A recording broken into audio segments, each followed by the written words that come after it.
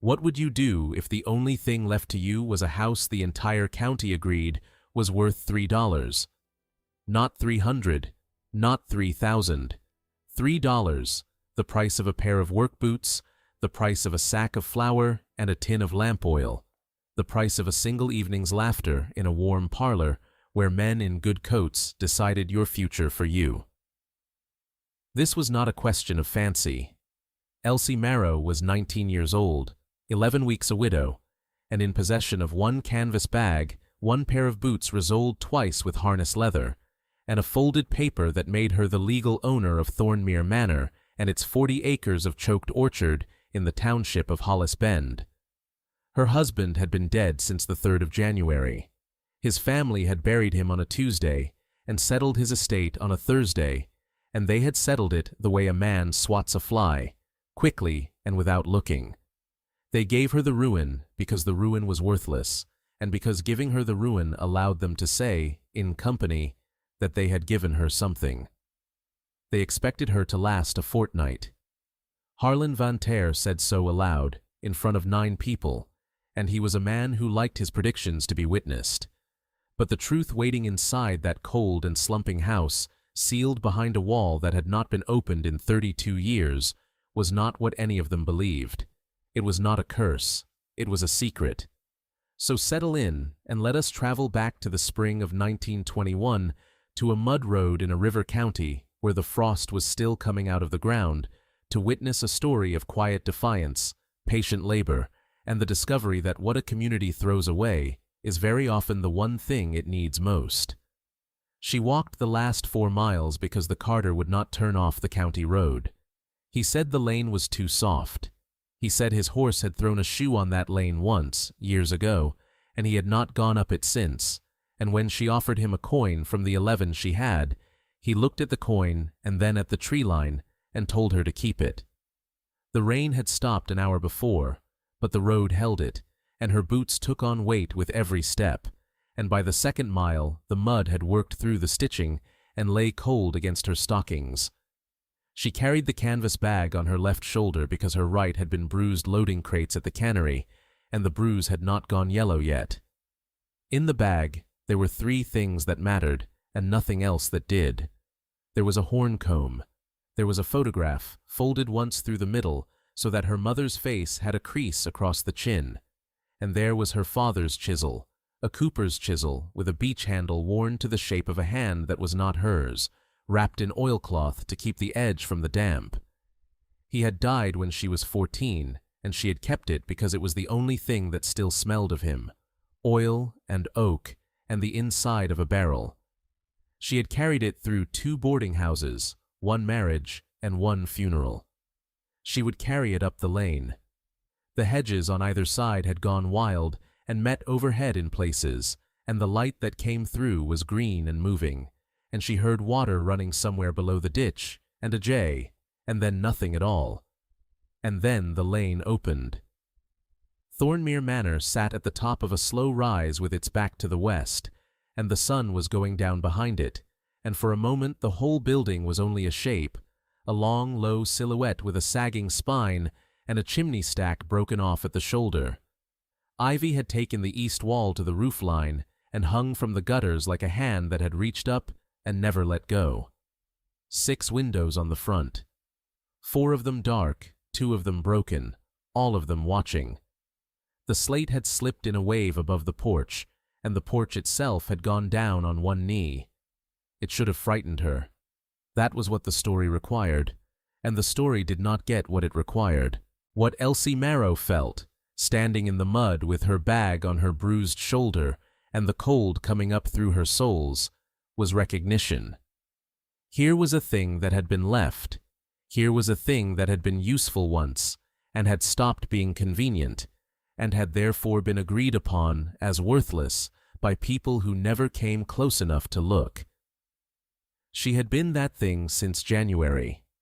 She stood a long while, until the sun went entirely and the shape of the house lost its edges, and then she went back down the lane toward the village, because the papers were not signed yet, and a woman who sleeps in a house she does not legally own is a trespasser, and she had decided on the train that she would give them nothing to call her. Hollis Bend was one street, a chapel, a mill wheel that had not turned since the war, and 47 houses that knew each other's business by noon. She came into it at dusk, mud to the knee, and the village did what villages do. A curtain moved in the first house. 2 women outside the feed store stopped talking and did not start again until she had passed. A boy ran ahead of her the way boys do, carrying the news of her like a lit match. By the time she reached the door of the land office, half the street knew that the Van Ter girl had come, the one from the city, the one with nothing, the one who was going up to the sick house. The land office had a stove and a smell of ink and wet wool, and behind the counter stood a narrow man of about 50 with a bald crown and spectacles that he took off and polished with a handkerchief whenever he was thinking. His name was Mr. Ostrand, the county recorder, and he had the particular dryness of a man who has spent 30 years watching families do their worst to one another over acreage. He looked at her boots. He looked at her face. He said nothing about either, and that was when the door opened behind her and the room got smaller. Harland Van Ter came in the way weather comes in, all at once and with a great deal of noise. He was a wide man in a good gray coat, ruddy from the neck up, with a voice built for auction floors, and a habit of speaking over the tops of people's heads to whoever might be listening behind them. 2 of his friends came in with him, and they left the door open so that the men on the step could hear. He set his gloves on the counter like a man laying down a winning hand. He said he had come to witness the conveyance, out of family feeling, and said the word family the way you would hold up something at arm's length. Mr. Ostrand read the deed aloud in a flat voice. Thornmere Manor, dwelling house and outbuildings, 40 1/4 acres, orchard, well, and appurtenances, conveyed for the sum of $3 and other good and valuable consideration. Harland laughed at that. Other good and valuable consideration, he repeated, and slapped the counter, and the men on the step laughed. He told the room he had paid more for a hat. He told them that the roof had been open to the sky since 1890, and that the well had gone bad, and that the whole place had a sickness in it, everyone knew, the Thornmere sickness, the reason nobody had lived there in 3 decades.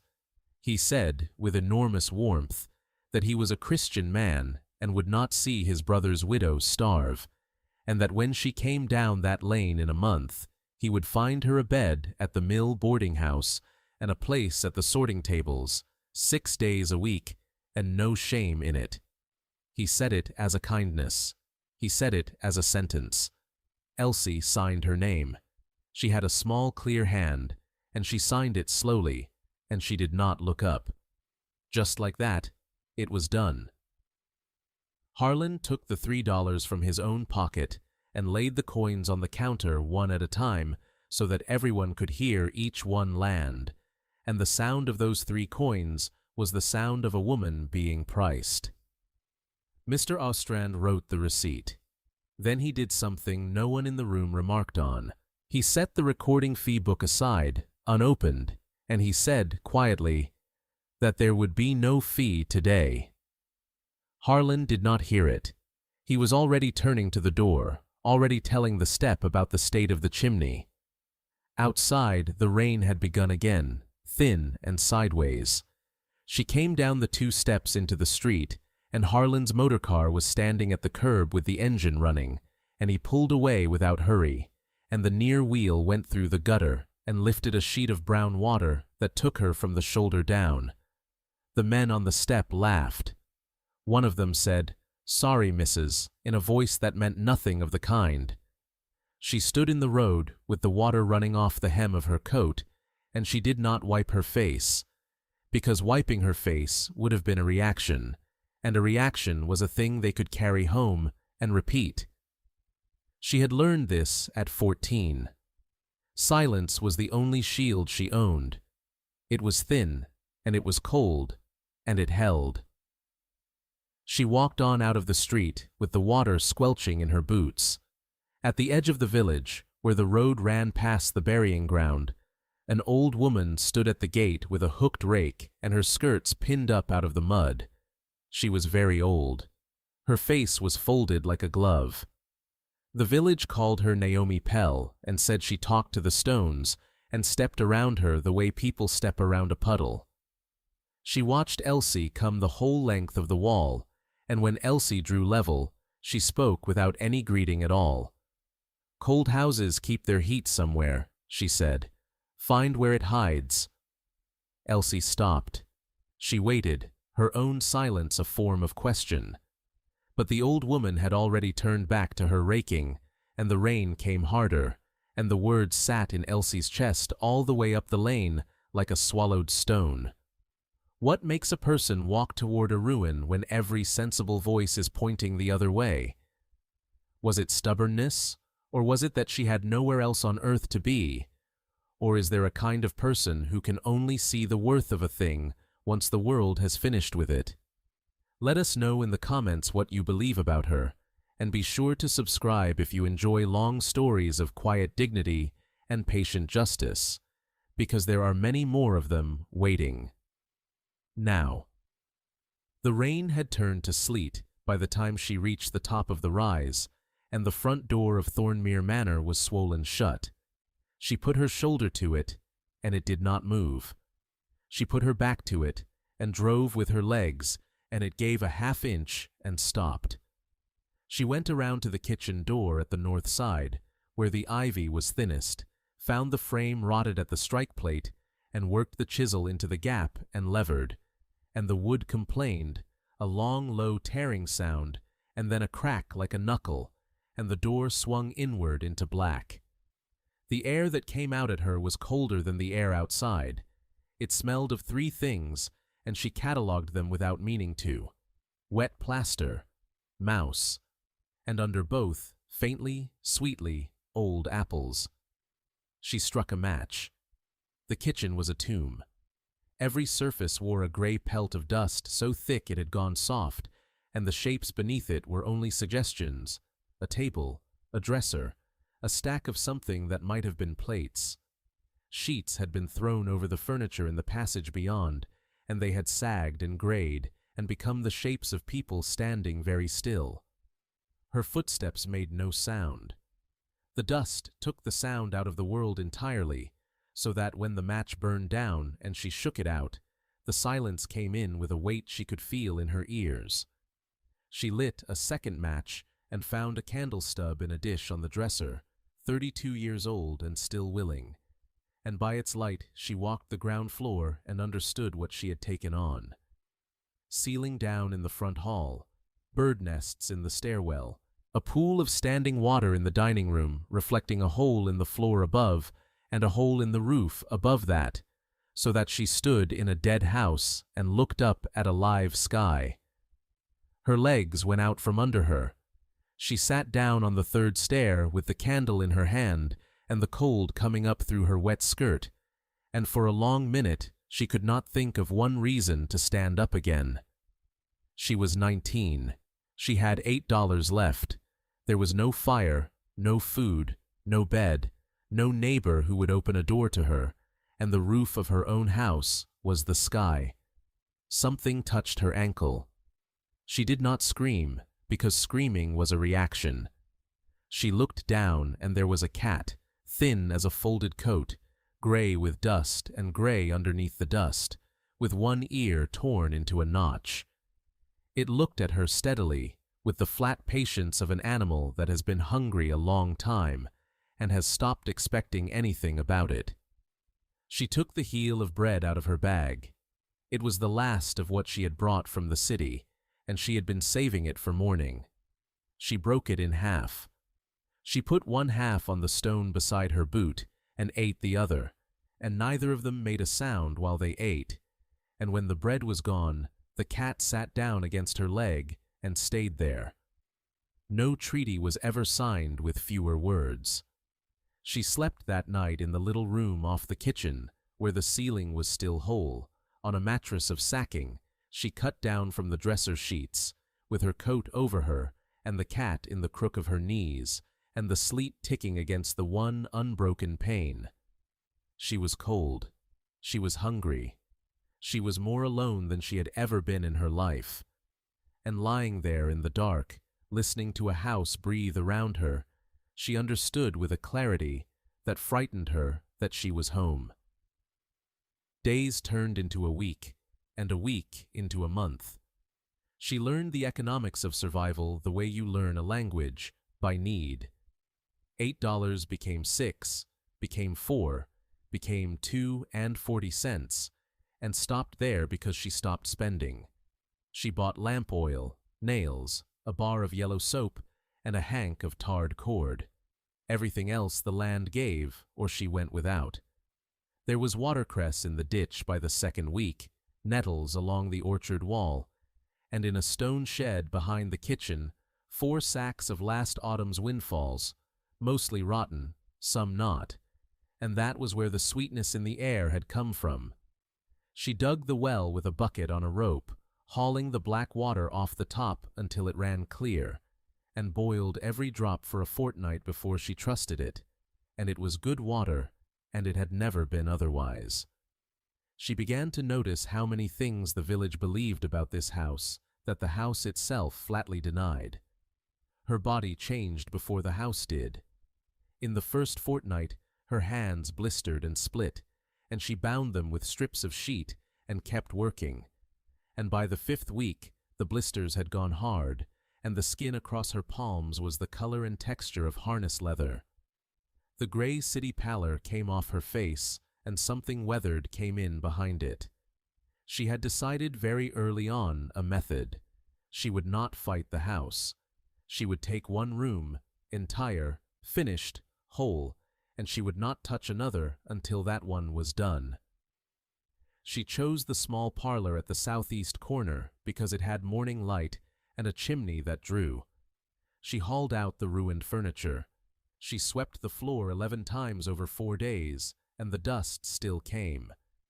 She washed the walls with soap and water and a rag, and the water ran black, then gray, then on the 3rd day nearly clean, and she saw that the plaster beneath was pale green, painted by somebody who cared. She reglazed the window with a pane cut from a cold frame in the kitchen garden, set it with putty made from linseed and whiting, badly, twice, and correctly on the 3rd attempt. She swept the chimney with a bundle of birch tied to the tarred cord and a stone, and brought down 2 decades of soot and a dead jackdaw, and that night she had a fire. And it was in that room, on a cold, bright afternoon in the 5th week, with the fire drawing and the cat asleep on the hearth, that she found the thing that would not fit. She was washing the north wall, the one shared with the corridor, working the rag down in long strokes, and her hand went across a section beside the chimney breast, and the rag came away clean. Not cleaner, clean. She stopped and looked at it. She wet the rag again and ran it over the same 3 feet of wall, and the cloth stayed white as milk, and she took it to the wall on either side, and it came away black. There was no dust on that section. There had been no dust on it when she started. 32 years of a sealed house settling its gray blanket over every surface, over the plates in the dresser, and the sheets on the chairs, and the sills, and the stair treads, and here was a panel of wall as clean as if it had been wiped that morning.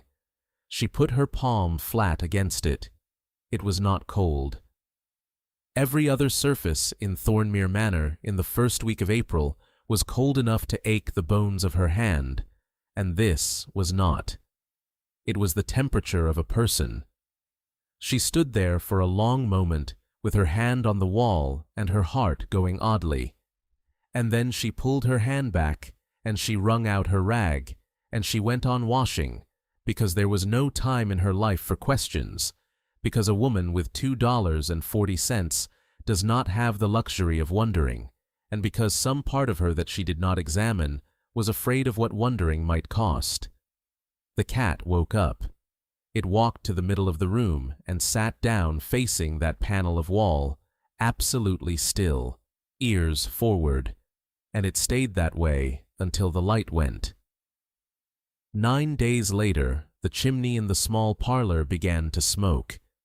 It smoked badly, and it smoked only when the wind was in the northeast, and she knew enough by then to know that meant a fault in the flue rather than the fire. So she went along the corridor on the other side of that wall, counting her steps, looking for the chimney's run, and it was there, in the corridor, with her knuckles against the plaster, that the house finally told her. She rapped the wall beside the chimney breast, and it answered with the flat, dead thud of brick. She moved her fist 18 inches to the left, and it answered hollow. She moved back. Brick. Left again. Hollow. She measured the parlor with her arms and then the corridor, then went outside and paced the south front, and did the sum 3 times in the mud with her lips moving, because she could not make herself believe it the first 2 times. There were 11 feet of house between that parlor wall and that corridor wall that were not accounted for by anything. 11 feet of Thornmere Manor that existed on the outside and did not exist on the inside. She went back in, put her ear flat against the clean panel, and held her breath, and beneath the wind heard air moving, a slow, steady draw like breath in a sleeping throat.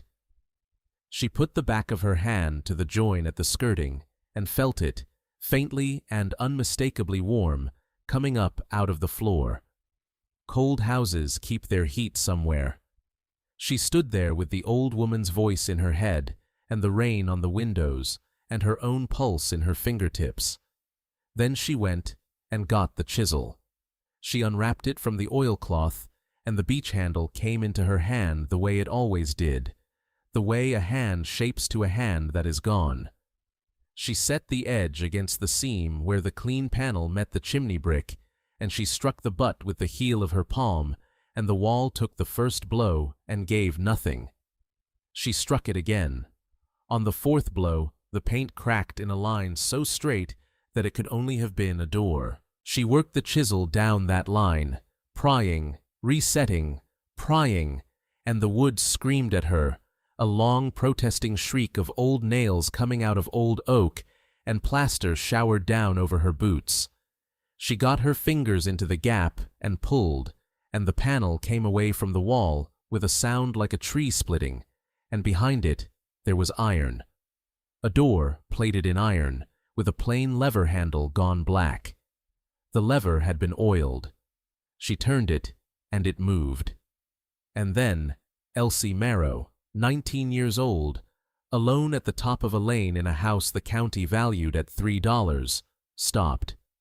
She stood in the dark with her hand on a lever and her chest going up and down, aware of her own heartbeat in her throat, of the plaster dust on her forearms, of the cat pressed hard against her ankle, of a stripe of light lying across the floor from the fire in the next room. She made herself take 3 breaths. Then she pulled. The door came, heavy and grating on its pins, and out of the opening came a breath of air 32 years old, dry and warm and smelling of linseed oil, of brass polish, and very faintly of vanilla. The smell old paper makes when it has been kept perfectly. She lifted the lamp.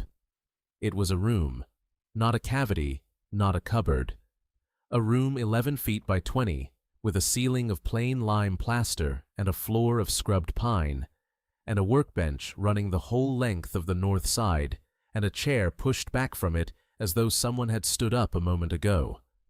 There was no dust anywhere, because nothing had come in and nothing had gone out, and the little iron stove in the corner still had a bed of ash in it, and behind the stove a brick flue ran up through the wall she had been washing for a fortnight, carrying the warmth of her own parlor fire into this sealed and waiting room, and that was the whole of the miracle.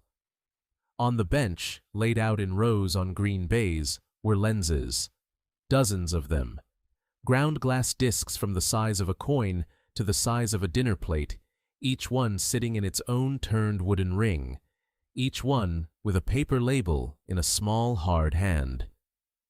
Beyond them stood 3 brass instruments she could not name, and a lathe with a foot treadle, and jars of red powder, and a rack of tools laid in order of size. And at the end of the bench, squared to the corner, were 19 bound notebooks. She wiped her hands on her skirt before she touched the first one. Inside the cover, in ink gone brown, was a name and a date. Verity Thornmere, her book, begun the 4th of March, 1861. The first pages were not poetry, and they were not sentiment. They were columns: temperature of the room in degrees, hours of grinding, grade of emery, water added in ounces, and a single line of commentary at the foot of each day. Elsie read one of them aloud in the lamplight without meaning to. 4th day on the 8-inch blank, 41 hours total, figure still long at the edge by a quarter wave, the pitch too soft in this heat, will not rush it. Nobody invents a sentence like that. That sentence had been written by a woman with sore shoulders at the end of a working day, and it did more to prove the truth of that room than any treasure could have. Elsie sat down on the floor with her back against the bench and read until the lamp guttered, and then she trimmed it and read on. Verity Thornmere had been the daughter of the man who built the house. She had never married. She had ground glass in that room for 31 years, first as a hobby and then as something else. And by the 1870s, she was making telescope objectives that men in Boston and Philadelphia wrote to her for by name, paid for, and published results from. She recorded the letters and the prices, which were not small, and in the same flat hand she used for the temperature of the room, she recorded 14 years of observations she made from the flat roof above the east wing, night after night. A woman alone on a cold roof, with a lamp with a red shade, tracking things across the sky and writing down where they went. Elsie did not understand 1 page in 10 of it. The last volume she understood perfectly. In the spring of 1887, the letters from Boston stopped, and a different sort of letter began, and Verity had pasted them in. They were from a firm of land agents acting for the Van Ter interests of Hollis Bend, and the first was courteous, and the 4th was not. They wished to purchase the manor and its acreage, specifically the workshop and its contents entire, and they named a sum, and the sum was insulting, and when it was refused, the letters began to speak of the health of the property, of the damp, of the reports of sickness among the households of the valley, of the regrettable talk in the village. Verity had written 1 line beneath the last of them, and the pen had gone through the paper at the end of it. They cannot make the glass, so they will make a story. Elsie sat on the floor of that warm sealed room, with the notebook open on her knees, and understood, all at once, the shape of the thing she was inside. There had never been a sickness at Thornmere. There had never been a curse, or bad water, or an air about the place. There had been a woman who would not sell, and a family who could not have what she had, and 34 years of patient talk in a village of 47 houses, 1 whisper at a time, until the story hardened into a fact, and the fact emptied the house and brought it down in value to nothing at all, to $3, to a joke told across a counter. It was not a curse. It was an advertisement. And Elsie Marrow, sitting in the middle of it with her father's chisel beside her and her hands bound in strips of bedsheet, stopped thinking of herself as an owner. What was in this room belonged to a dead woman who had been robbed of her name, and Elsie's whole business now was to be its keeper until somebody honest came to look. The storm came 6 nights later. It came out of the northeast in the 2nd week of April, when winter in that county gets up off the floor one last time, and it began as rain and turned to sleet at midnight and to freezing rain by 2 in the morning. She woke to a sound like the house being eaten. Every twig of every tree in the orchard was taking on a sleeve of ice, and the limbs began to come off one by one, each with a crack like a rifle and a long, tearing crash. The wind got under the loose slate above the porch and stripped it in sheets. And in the east wing, the ice built up in the ruined gutters until the gutters tore free, and the rafters that had been rotting for 32 years took the extra weight and let go. She heard it come down. The whole house shuddered, and she was up and running in her nightdress with the lamp, and the corridor was full of the noise of water. The collapse had opened the east wing to the storm, and the water ran down through the ceilings and along the joists and found its level. And its level was the corridor wall, and behind the corridor wall was a room with 19 paper notebooks in it. She did not stop to dress. She went for the workshop with her arms full of dresser sheets and wrapped the notebooks 3 at a time, 8 trips up to the little room off the kitchen. Then the lenses. She could not wrap them fast enough, so she took the whole green baize by its corners and carried it against her chest like a child, feeling the glass slide and shift, not running, because running would have finished them. 2 trips. Then the letters. Then the loose plates.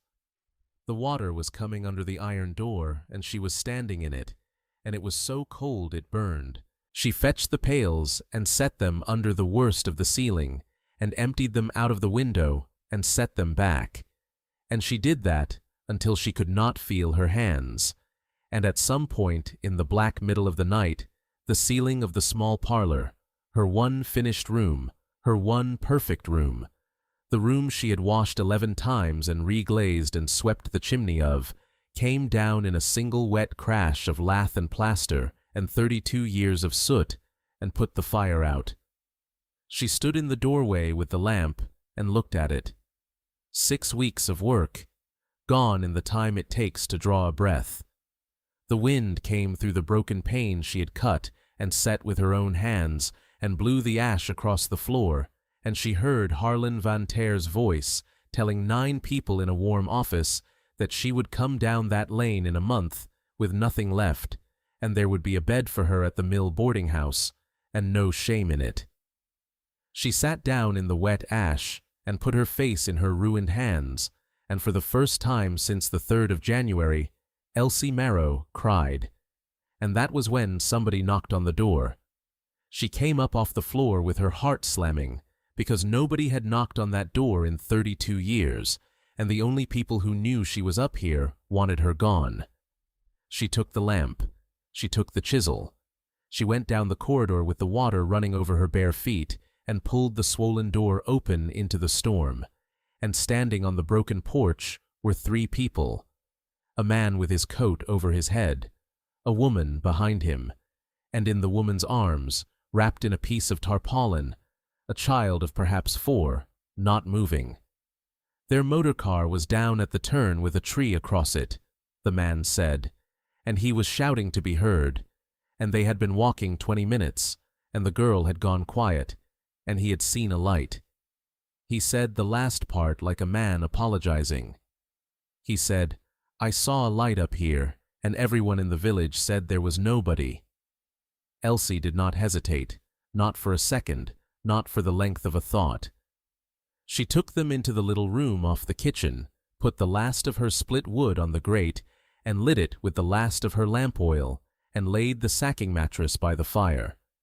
She peeled the wet clothes off the girl with the woman, rubbed her arms and legs with a dry sheet, and wrapped her in her own coat, her only coat. She put the kettle on. She had a heel of bread and 9 boiled potatoes and 2 ounces of tea, and she put all of it on the table, everything she had in the world to eat, and she did not portion it. The child came round at about 4 in the morning. She opened her eyes and looked at the fire and asked for water, and her mother made a sound that Elsie would remember for the rest of her life. Somewhere in the hour after that, sitting on the stone floor with her back against the dresser and her hands finally warm, Elsie understood the last thing she needed to understand. This was not a possession. It had never been a possession. A house is not a thing you have. It is a thing that has room in it, and the only question worth asking about a roof is who is under it. She was not an owner. She was a keeper of a place that kept people. In the morning, the storm had blown itself out, and the world was glass. The man walked down to the village at first light, and came back with 4 men and a horse to shift the tree, and by then the whole of Hollis Bend knew that a family had been taken in at Thornmere in the worst night in 11 years, fed and warmed, and that the woman up there had given away her fire, her food, her bed, and her coat to strangers, and stood in the cold herself. Villages carry gossip fast. They carry this kind faster. The woman came back a week later with a basket, and could not speak for a while when Elsie opened the door. 2 days after the storm, Elsie walked the 11 miles to the county seat because she had decided that she would not put a single word of what was in that room in front of anyone in Hollis Bend, and because the only person she had met in the whole of the township who had done something quietly decent, for no reason at all, was the narrow man with the spectacles who had closed a fee book. She waited 2 hours on the bench outside the recorder's office with a bundle under her arm. When Mr. Ostrand finally came out and saw the state of her boots, he took her into the back office and gave her a cup of tea before he asked a single question. She put one notebook on his desk and opened it to the 4th of March, 1861, and she said 9 words. "I think somebody made a story about that house." He read for 11 minutes without speaking. Then he took off his spectacles and polished them with his handkerchief for a long time, and put them back on, and read for another 20. Then he asked how many more of these there were, and she said 19, and he asked what else was in the room, and she told him about the lenses, and the brass instruments, and the lathe. And Mr. Ostrand, who had spent 30 years watching families do their worst to one another over acreage, sat back in his chair and looked at a 19-year-old widow in wet boots and said, "Mrs. Marrow, do you have any idea what it is you have found?" She said she did not. She said she had found a room. He wrote 3 letters that afternoon. It took 19 days. On the 20th, 2 men came up the lane in a hired trap, one from the observatory at the State University and one from the Historical Commission, and they were in that workshop for 6 hours and came out looking as though they had been struck. The lenses were Verity Thornmere's own figuring, and 4 of them were objectives of a quality that the man from the observatory said, with his hat in his hands, had not been matched by more than a dozen people on the continent in that century. The notebooks were 14 unbroken years of observations that nobody had known existed, made by a woman whose name had been attached to almost none of the work it had gone into, because the letters came to her, and the credit went to the instruments, and the instruments went out under other men's names. It was not, they said, a local matter. It was not even a state matter. Harland van Ter heard about the 2 men in the trap within a day, because that is how 47 houses work, and by the end of the week he had discovered a great deal of family feeling. There were letters, talk of the estate having been settled in haste and in error, mention of a debt of his late brother's, and finally a public meeting at the chapel hall on the 2nd Saturday in May, called by Harland himself, to consider, as the notice put it, the disposal of a property of interest to the township. The hall was full. They came out of every one of those 47 houses. Elsie came in last and sat at the back with her hands in her lap, in a mended coat, with the cat waiting outside the door, and Naomi Pell sat down beside her without a word, and stayed there. Harland spoke for 11 minutes. He spoke very well. He spoke of his brother, of the burdens on a young woman alone, of the proper stewardship of things of historical value, of a family's natural interest in a property in the district since 1848, and he never once looked at the back of the room. When he had finished, Mr. Ostrand stood up at the front with a folder under his arm, and he did not make a speech. He read. He read the recorded deed of conveyance, signed, witnessed, and paid $3 in the presence of Harlan Van Ter on the 9th of February, 1921. He read the entry in the tax roll showing the assessed value of the manor at the same date. Then he opened the folder and said that in the course of the survey, certain correspondence had been recovered, and he read 4 letters from a firm of land agents, dated 1887 and 1888, acting for the Van Ter interests, offering to buy Thornmere Manor and its contents, and then, upon refusal, expressing concern about the health of the property, the damp, the reports of sickness in the valley, and the regrettable talk in the village. He read the dates. He read the names at the bottom. And then he read one line from a notebook, in a dead woman's hand. They cannot make the glass, so they will make a story. The hall did not shout. That is the thing Elsie remembered. There was no uproar, no scene, nothing that anyone could dine out on afterward. There was a silence, and in it 47 households did the arithmetic of 34 years of their own repeated words, and understood at once where those words had come from, and what they had been for, and who had profited by them.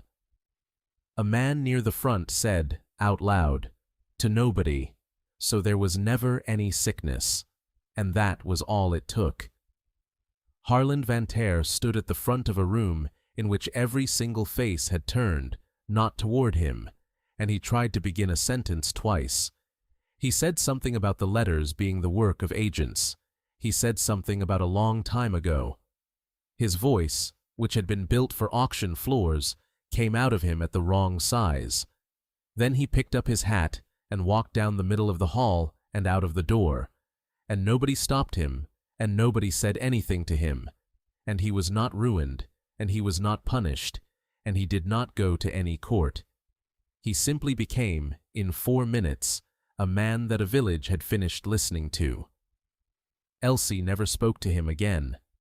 A year passed. If you had come up that lane in the spring of 1922, you would have heard it before you saw it, because the sound of Thornmere Manor had changed entirely. There were hammers, 3 men on the east wing roof, and a boy passing slate up a ladder, paid for by the fund the Historical Commission raised and the university matched, the ring of a trowel on a chimney pot, somebody whistling badly. The ivy was off the south front, the 6 windows all glass. The orchard had been cut back hard, and the 11 trees had been joined by 20 more, and the grass between them was full of the sound of bees. The workshop was open. They had left it exactly as it was, the chair pushed back, the tools in order of size, the green bays, the lenses in their turned rings, and the notebooks in a case with glass over them showing the 4th of March, 1861. 900 people came in the first summer. There was a brass plate by the door with Verity Thornmere's name on it, and under it the years she had worked, and one line about what she had made. Elsie had chosen that line. It took her 3 weeks. In the village, they had a new way of speaking about the place, and it had happened so gradually that nobody noticed.